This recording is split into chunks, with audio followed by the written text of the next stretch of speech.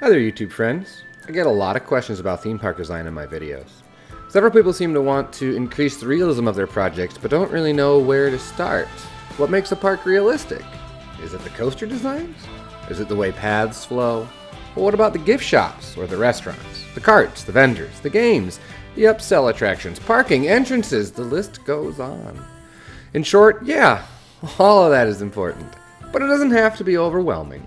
In this series, we're going to build Beginner Heights Amusement Park, a project that will teach you the basics of park design from a realistic-ish presentation. We'll try to cover lots of topics and talk about how they all fit together to get your parks looking more realistic than ever before. However, a bit of a disclaimer, I'm not an expert. There are lots of folks out there who know far more than I do about this stuff. But I have been a theme park enthusiast since 6th grade, which is 1997. Ooh. And I've made several park projects in Roller Coaster Tycoon 1, 2, and 3, and Planet Coaster. So if you're excited to learn about theme park design, crack open Planet Coaster 2 and join me, maskedbandit, as we build this park together. I'm so glad you're here. Let's jump in. Before we can begin building, we need to have a game plan. What kind of park do we want to make? This is the first thing to think about when building a realistic park. Parks have history, eras, successes, failures. This history is baked into the park, and it's shown throughout its layout, its attraction list, and its architecture. When researching for this video, I came up with a few types of parks that I like to think about. This is not a complete list, but I'd venture most parks fall into one of these categories. There's the master-planned, big-budget parks. These are your Disneys and your Universals, maybe even your Dollywoods. These are extreme destination parks. Every detail is meticulously designed from the ground up, and when the park opens, there's an entire theme park ready to go. The themes are robust, the stories are clear, and all the necessary back-of-house stuff is hidden away from guests to further envelop you in the world the park is aiming for. I've been watching the building of Epic Universe on YouTube, and it's been really enlightening to see how it all comes together. These parks usually have dedicated expansion plots for future development, and everything is planned well in advance, and they're usually the most expensive, most themed, and most busy amusement parks, theme parks, in the world. There's also master-planned, smaller parks. These are more like Marriott's Great America before being sold to Six Flags, or Cedar Fair, or Fiesta Texas before being owned by Six Flags. These are smaller regional parks that do a decent job of theming, but don't have the same level of detail as something you'd see at Disney due to budgetary constraints. Their expansions might not fit as seamlessly as big-budget parks, and the themes might be a little lackluster in spots. You might spy some backstage access in these parks, and some parts might feel as if they don't fit in as well with the rest of the park. Then you have sort of the next step is the chain amusement park. And this category of parks usually starts as a master plan smaller park that are sold off to big amusement park corporations, like Six Flags or Cedar Fair. Well, just Six Flags now. They share a lot in common with the smaller master planned parks, except usually there's an overlay of tackiness or just here for sheer profit that starts to creep in. Theming is kept to a bare minimum, if at all, music is pop and usually loud, and the emphasis is on many rides in a space as possible. I think of my home park, Six Flags Great America, and how much it has changed from the mid-90s as the Six Flags Corporation changes philosophies on their parks. Don't get me wrong, these parks aren't bad, their focus is just different. The history in these parks is great to explore as well, however. For example, the original Batman inverted coaster at Six Flags Great America has amazing theming that used to stretch out into the courtyard. We had a whole Gotham area. However, many years later, Joker, built right next to Batman, only has posters and loud music as its theming. As companies change and grow, so too do their priorities. Fiesta Texas, for example, just did a re-theme of their Crack Axle Canyon area with Dr. Diabolical, the dive coaster, and the theming on that dive coaster is incredible. It even has a full pre-show. So really, you can't box everything as good or bad in this category. It's just very, you see where the corporation took over, we'll say. And then the final genre of park that I'll include is the organic growth park. I would include Cedar Point, Knott's Berry Farm, and Kennywood on this list, as they opened over 100 years ago and have changed, developed, and been added to over the course of decades. There was no master planning here, at least not at first. These parks are steeped in history and lore. Rides and buildings have come and gone, eras have gone by. Our series Bro Coaster for Planet Coaster 1 was one of these kinds of parks. It started as a stop on a narrow gauge rail line and slowly grew organically over time. Real-world events influence the development of the park. These parks can be a challenge to get right, though, in Planet Coaster, because we don't have eras like that, like in real life. We have to simulate them through careful planning and design. When building a park, I always think about what kind of park I'm going to make. I might not have every detail set in stone, but if I know I want an organic grown, family-run park that eventually was purchased by a larger company, well then that gives me a great starting off point. I'll look at parks on Google Maps and do first-person walkthroughs to get some ideas of vibes. I'll do Google searches for images I can reference, but that's getting ahead of ourselves. For this park, we're going to go with something like Six Flags Fiesta Texas, a medium-sized park with a few lightly themed areas, plenty of thrill rides, and a feel of some master planning with some history. So let's start building.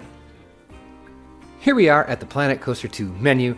We are going to assume that you have played a little bit of Planet Coaster and you are just looking to up your realism game as far as design philosophy and things like that. So that's going to be the focus of this series. Obviously the introduction hopefully clued you into that was the direction we were going to head.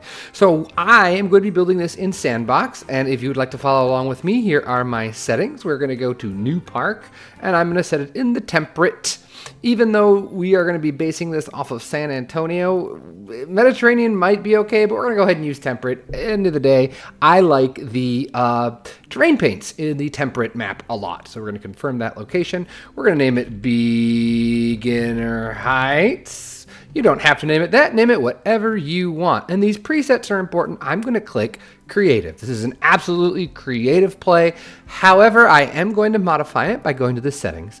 And in the guest settings, I do want to turn the guest stuff on. I like that. I want my guests to be hungry. I want them to go to my shops. I want them to go and get drinks. I want them to use the restrooms. I even okay if they throw up. And you know what? It'll be good to see if we have litter on the ground where we need to place bins and things like that. And as well as staffing, just to make it feel more realistic. We don't want to skip any places. And so if we have a bunch of litter somewhere, we know that we didn't do a good enough job in that part of the park.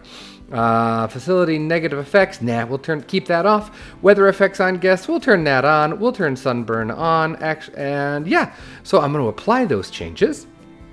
Go back to the main menu here. Everything else I am keeping as is. We are not doing any staff management. It's kind of silly, kind of buggy. I'm not a big fan of it anyway. So park settings, we are good to go. We can close out of that, beginner heights, and create the park.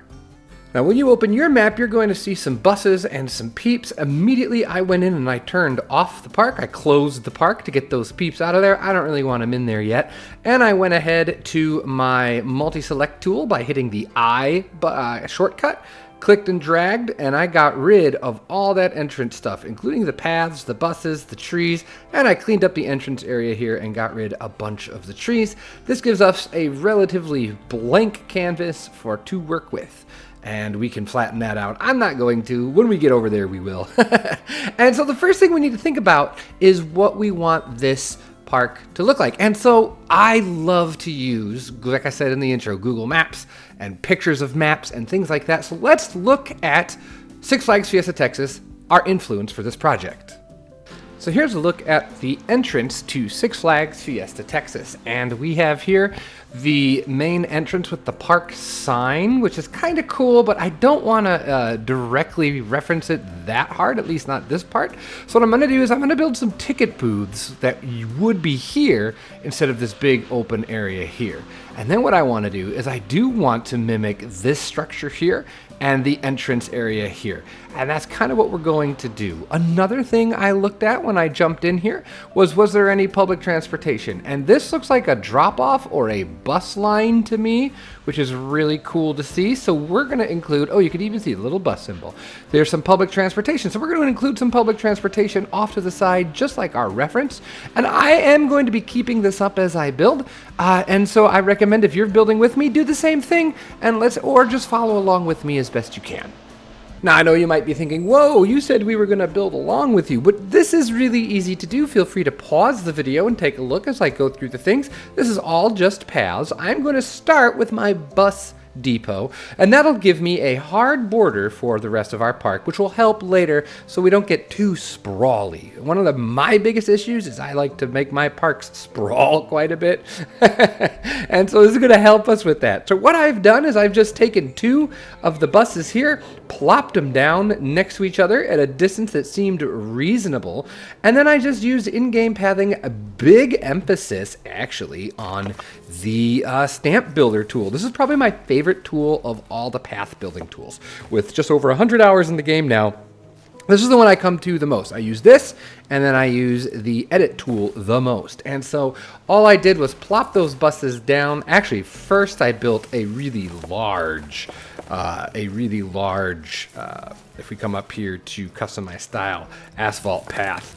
And you can see it is the exact same width. I just did the largest size asphalt path and then stretched it out a little bit to make it look right. And I'm using the buses here as rulers. It's something that's going to make sure that everything feels a little that everything stays in scale with itself. Obviously, these buses are probably pretty large, but for this part of the park, I'm okay with that. We still have to expand a little bit here. You can see that the bus is really close to the edge, and we do want to make sure we have enough room here. We will put lane markers and things like that in another time, but I'm not going to do that. But what I am using, if you're curious, is I am using art shapes. These are just art shapes, basic art shapes.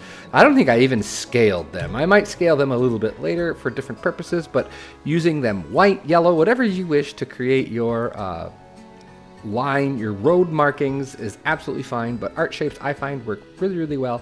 And then I just made sure that we have 2 bus bays here. We can doll this whole thing up, but now, just like in our reference, it's going to be off to the side, which means my entrance is going to sit somewhere in this general direction. So let me show you the next step. If you're building along with me, maybe pause here and get something that is similar to this. All I'm using are paths and art shapes, and I'm using my bus to use as a ruler to make sure everything looks in scale. So the next step in the process for our entrance area is to kind of get a general idea of where the parking lot's going to go, as well as the main entrance. And again, hopefully you can see, oh, yep, I see this up. So the reference is starting to come together now a little bit. We obviously have just a big blank spot of asphalt here. We will make it look better later. We're just doing broad strokes today. Just getting the ideas, getting it set up the way we want so that when we build it, it's going to look great. It's going to be in scale. So I've taken my path and I've curved it around here. Again, and this time I was using the line builder tool at a lower, not that low, probably 5 or 6. And I'm just building, and I'm using angles, and I like to keep the snap on 22. Usually I do 11. I usually do the smallest snap just to give me the most freedom. But yeah, I do like to use that, and that way you can get nice, clean structures, and you can follow. That's the kind of thing I like to do a lot. That's what the line tool's really good for. Over here, it was a lot of stamp builder, and then I used my edit tool to grab a node, and I like to take a node and move it and throw it into another node, and actually that decreases the number of nodes. And then you right click to clear out, and you could do that again and again until you have a much more reasonable number of nodes. And if you right click too many times, you're just going to have to reopen the path tool. And then you can get your approximate shape, and you can use your rounding tool to kind of play with it a little bit. And it's not perfect. It's not perfect. It can be a little finicky, but you get close. You get close to something that looks pretty good. I'm going to undo this because that's not where it was at. And here's what I was talking about with my ticket booths. Now, I'm going to tell you right off the bat, this is too close for me, too close for comfort. It's too crowded. I can already see. Imagine hundreds of people, right, entering this area here. It's going to be a log jam here, here, even through here. And I think it might even be a little tight once we're all done with the episode. So we may make some changes. There's nothing that says you have to stick with what you built. You can always change it. But what's going on here is I've just used some in-game roof pieces to lay out some basic ideas. This is the entrance. This is going to be that building that we saw, which is actually guest services and group sales on the outside of the park. And then this is actually a building that has multiple purposes, and some are inside the park, like restrooms are here.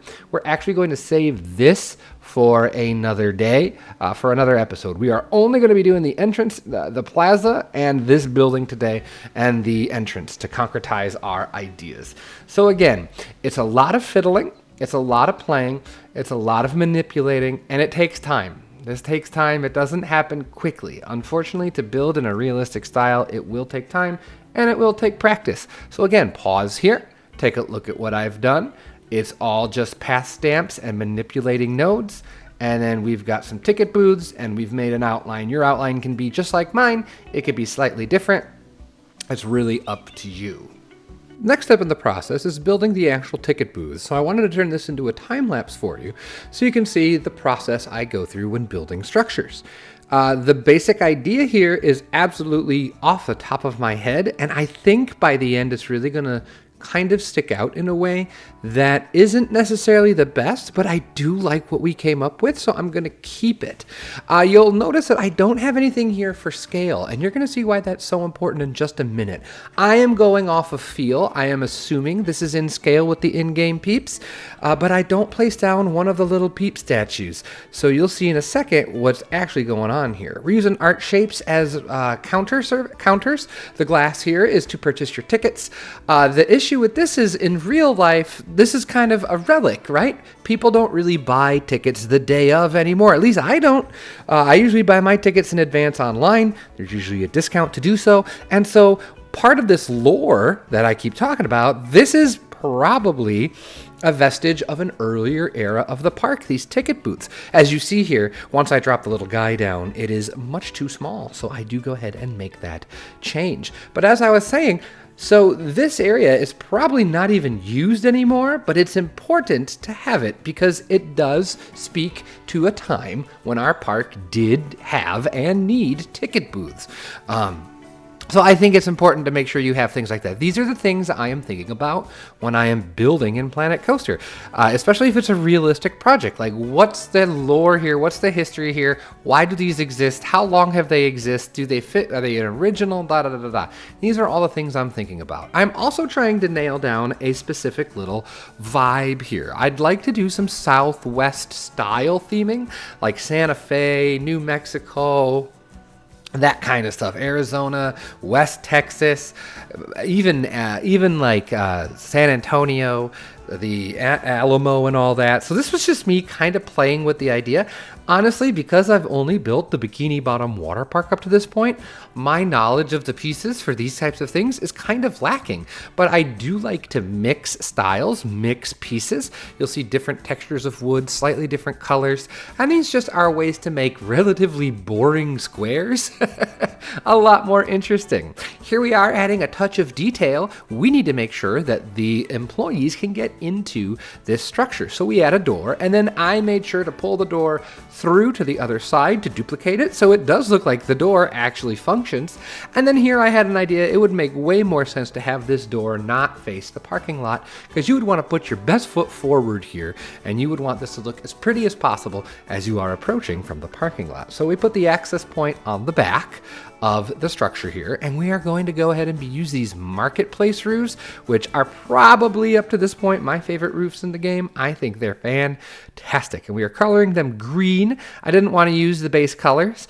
I did want to go ahead and change it up a little bit. You'll see the different kind of woods. We're using Viking for the top, a different wood set for the middle, and then we're using plaster pieces on the bottom as our stucco kind of look. And these are some awesome little stools off the workshop, just to give a hint of what the inside of these might be. These crates I'm using as little countertops for the employees. Now, we're not going to actively have employees in here. We are just going to use our imaginations.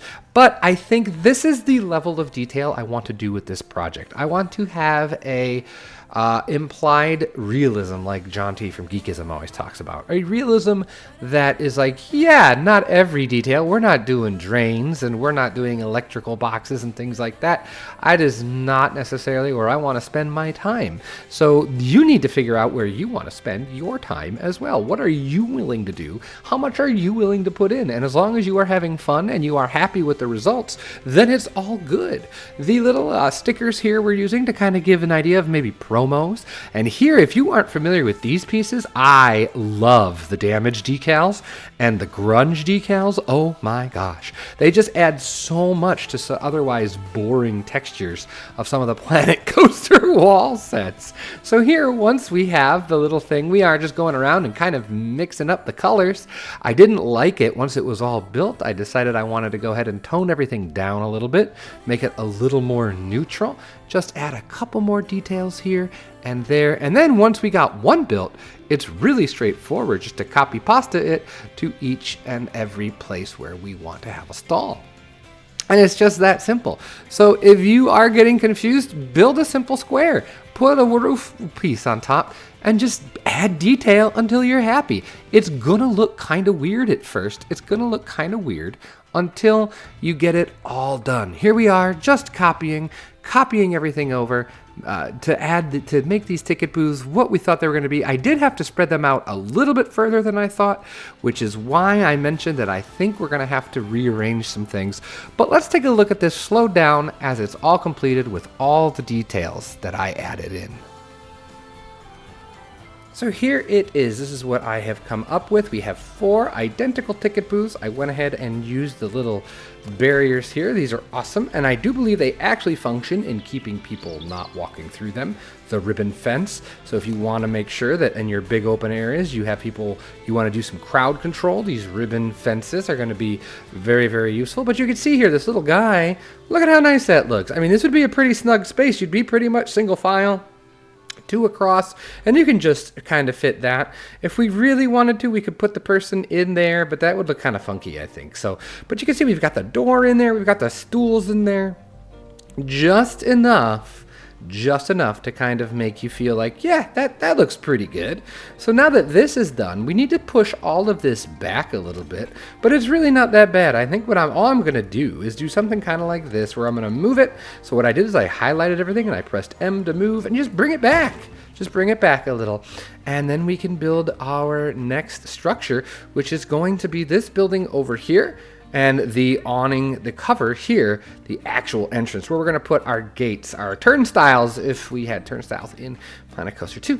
So let's add our actual functioning park gates and the beginnings of this structure here. So here you can see I've moved the things back, and I've gone ahead and begun, not much is here, but I did want to bring you in to show you that I have moved everything back a little bit to give a little bit more space. It is still kind of tight here.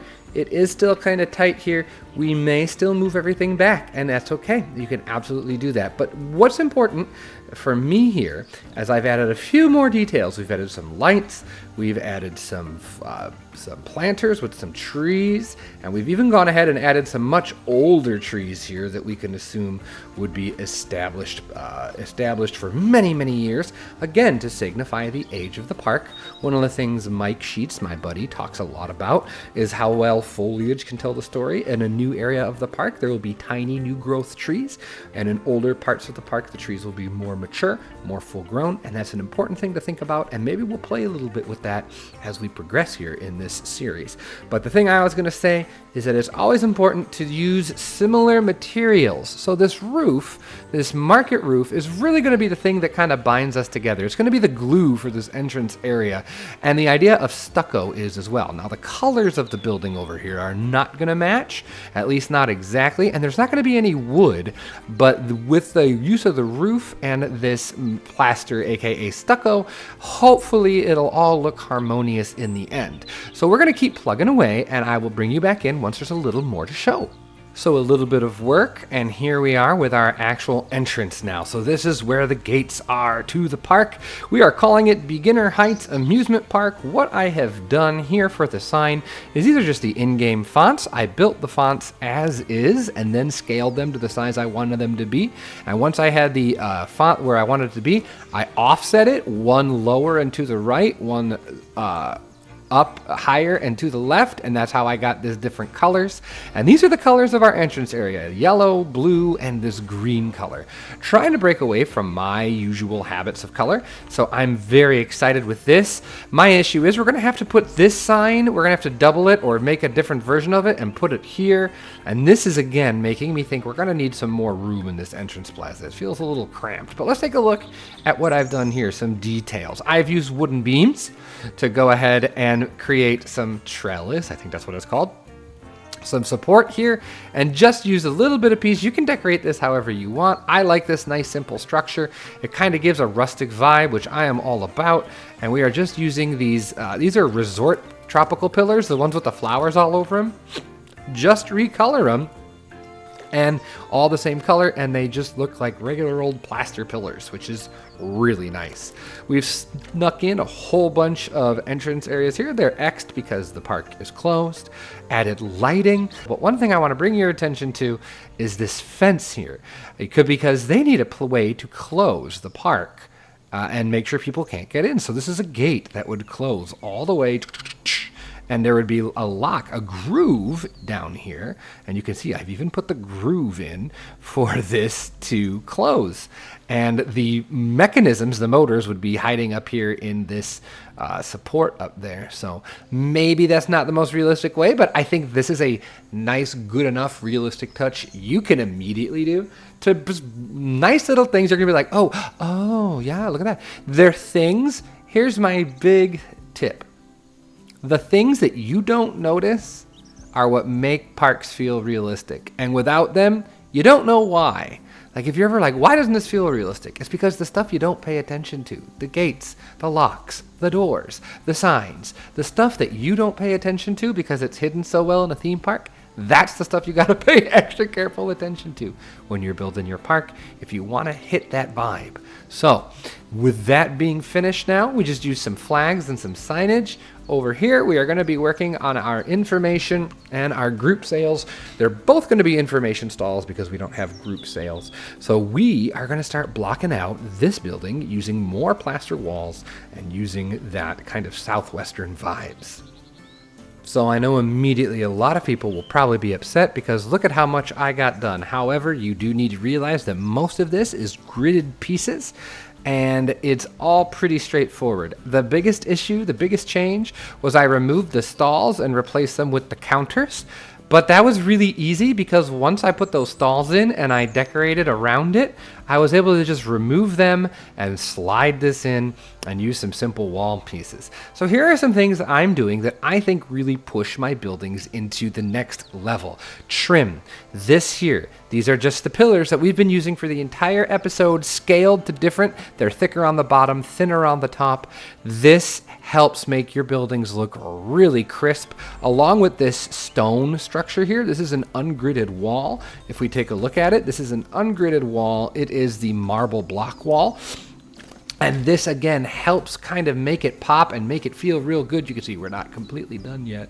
But then that gives us a place for our door. So while our door isn't inset, it is not being blocked by the trim here. And then here, where you actually pass through, I raised it up. Just little height variances are really what's setting this and making this look interesting. Same thing up here. You'll notice that this height and this height are off by about 1 height. I do use the smallest, if I were to move this, I do use the smallest grid height, and I usually have the smallest grid size too, to give you the most flexibility. I am gonna try really hard to use as many gridded pieces because that is easier, and that is something that I think will make this far more approachable than using non-gridded walls the whole time. There may be times where we have to, like this structure right here that looks kind of like a chimney. This is non-gridded plaster, which is fantastic to have in the game, but it's a little bit more advanced to use on the regular. So if you're like, nah, I don't want to do that, you absolutely don't have to. Here I have a in-game roof sunken in. Whoa, sunken in. And the reason I had, and that's actually why this wall is taller than these here, because without these walls being taller, the roof sticks through, which is also why we had to go ahead and fix all this, because this guy was starting to get dwarfed because the The stalls are 4 meters tall, and that's just too tall. I think these are about 3.5 meters tall, which is taller than a person, and that's good enough. Another big hint here, don't build to the Planet Coaster scale. Make it work for you. 4 meters is way too big. Most buildings, first floors that you're going to be interacting with can be 3 meters tall, and it'll look just fine. That's why we're using the peeps here. Here's another little detail that I threw in. I used some metal support beams from the aquatic pack to act as those curling, I don't know what they're called, window cover things. Kind of similar to the gate here, so you could close them down, and no one's going to get in there. As at the end of the day, we have a way for our employees to get in. We have the door on the other side to make sure it works, and we'll do more with that. I've also used smaller windows up here. It's kind of giving some forced perspective, but not really, just a little bit. But yeah, this is where we are at. It's a lot of gridded pieces.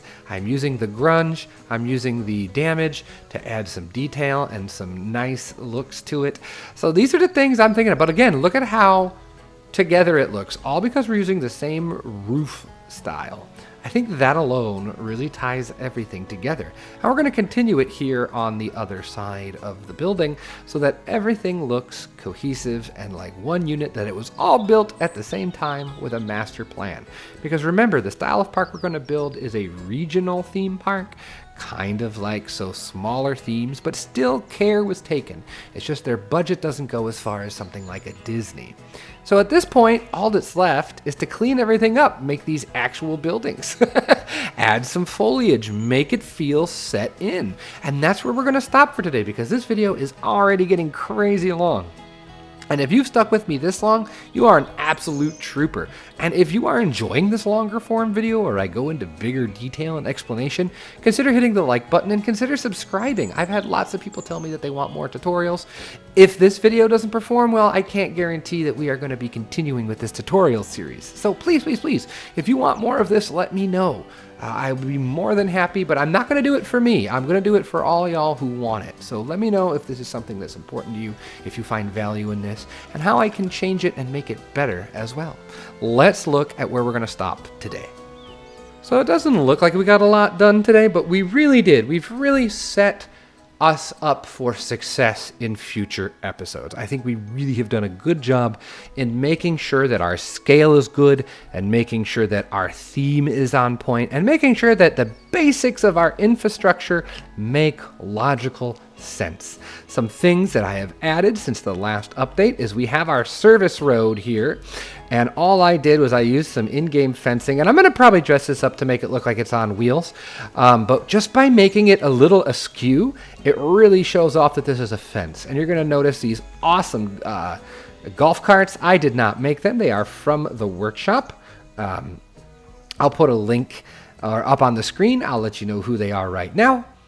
Thank you very much for the awesome contribution. And I've added a wall, a border wall. And you'll notice it's this green. If you're unfamiliar, there's this term called go away green. I don't know if it was coined by Disney, but Disney does use it.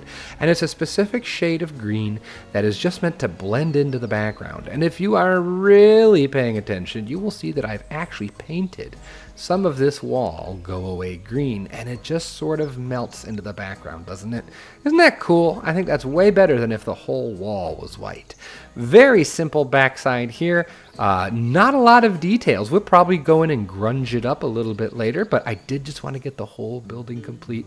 Throw some plants in. Wanted to use some palms. I wanted to go ahead and throw in some cacti as well. If this is supposed to be the American Southwest, there's going to be cacti, there's going to be succulents, there's going to even be some palms. There are palm trees in San Antonio. Yeah, so this is where we are at. We've thrown in a couple more grown trees, done a little bit of planter work. But this is our good start. This is a good starting point. In the next episode, the goal is to build this whole building and this whole side here, which will house lockers and restrooms and maybe a main gift shop, and maybe we'll have a fountain or something here in the center. And one more time, I hope you're enjoying this series. I hope you liked this inaugural episode and you like the direction we're going with the quote tutorial. Like I said, if this is more for people who have a basic grip on how to play Planet Coaster 2 and they just want some guidance on how to improve the layout and the functionality of their parks. And if this is what you like, let me know. If you want to see something different, more time lapse, no time lapse, piece by piece, real-time building, which would mean we don't get nearly as much done, let me know how you want to see this series progress, because this series is for you, and as long as people are enjoying it and paying attention to it, we will continue to update it as we go. And I have lots of big plans. We're going to make a really cool little park together with some light theming, some good coasters, and we're going to talk about all the things that make theme parks feel real as we do so, including going at the Google Maps and stuff like that. So yeah, do consider hitting the like button and consider subscribing if you're new. And with all that being said, this is where we're going to leave it today. Thanks so much for hanging out with me. I really do appreciate it. Have a great day, great night, great whatever, and I'll see you all for the next episode of the Beginner Heights Tutorial Park. Take care, everyone. Talk to you later. Bye-bye.